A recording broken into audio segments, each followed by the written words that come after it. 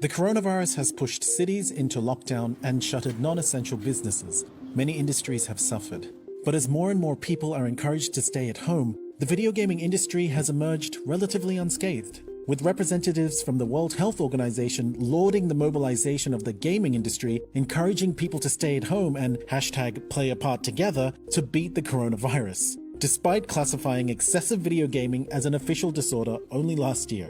Renowned financial services firm Cowen slated in a recent industry interview that video game successes during the pandemic are simply stating the obvious, and that the video game sector is rather uniquely poised to see very little disruption over the next 12 months. As people are confined to their homes, they expect time spent on video games to increase. And the numbers reflect this.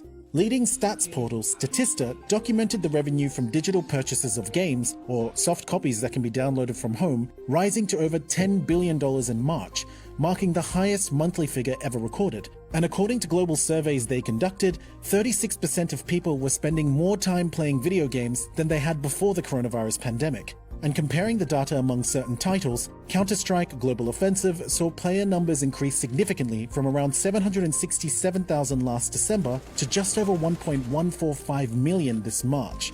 And according to the gaming stats portal SuperData, this year's Battle Royale edition of Call of Duty Warzone has seen peak activity in April 2020, topping out at almost 63 million players.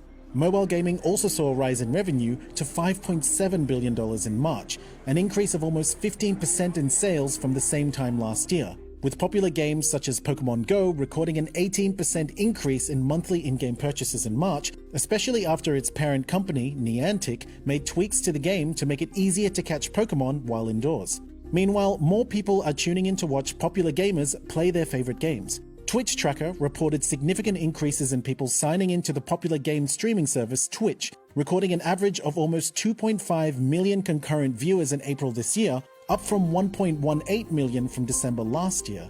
And with music concerts being cancelled due to the coronavirus pandemic, some artists are now turning to well-known gaming platforms to service their fans. The massively popular game Fortnite, which according to parent company Epic Games sports a global gamer base of over 250 million players, recently held 5 10-minute virtual concerts for Grammy Award-nominated artist Travis Scott from April 23 to April 25. The show pushed the limits of what virtual concerts could look like, with artist avatars as large as skyscrapers, teleportation to different dimensions, underwater stages, and dazzling psychedelic worlds. The concerts also debuted a new track that featured Kid Cudi and pulled in a whopping 48.5 million views from over 27.7 million unique viewers, potentially setting the stage for a new way to experience virtual music, with platforms like Facebook's Stars already setting up micropayment transactions for artists and streamers alike. And the gaming industry is pushing the bar further with virtual reality technologies that could see the coronavirus pandemic actually shift the market into the mainstream. The long-awaited addition to Valve's Half-Life series, Half-Life Alyx, was released on March 23 and has been hailed by experts and reviewers across the industry as the new benchmark for virtual reality technology, scoring an impressive 93% on the game review portal Metacritic, the highest for a VR game.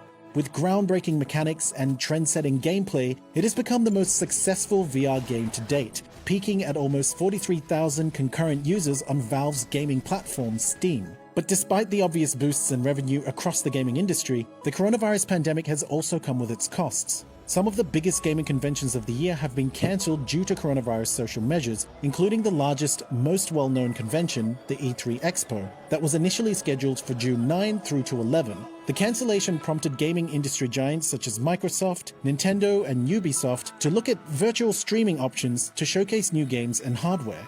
And in a year where a new generation of video game consoles are expected to launch, the cancellation of gaming conventions could prove detrimental to gamer hype and eventual sales. And many publishers have announced pushbacks to new releases as the coronavirus forces game developers to work remotely or from home, including Naughty Dog Entertainment's highly anticipated title, The Last of Us 2, which Sony delayed from February till June 19. But despite the setbacks, the video gaming industry has continued to push on through the coronavirus pandemic and provide viable options for entertainment as people around